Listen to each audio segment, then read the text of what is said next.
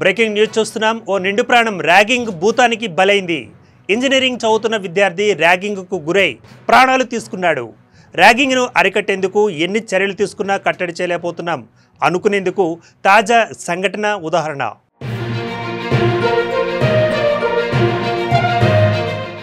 Hello बा मंदिर लागे जी स्कूल को 4-5 जहाँ पर आना नो वो क्या को मंदिर डरान मार रहे थे उनका पिसा ले रहे थे मार के मन आचो लाग रो कोनी बा कौन को चिन्ना बाबा ना कचे मन मारो बकम बा मंदिर लाग रही थी पिसा मार रहे मांग रहे मार के मर जा रहा जो बा उससे नहीं बचे.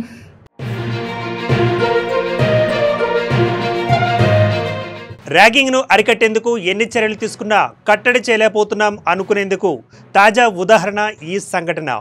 ఉప్పల్ మేడిపల్లి ఇంజనీరింగ్ కళాశాలలో చదువుతున్న జాదవ్ సాయితేజ ర్యాగింగ్కు గురయ్యాడు.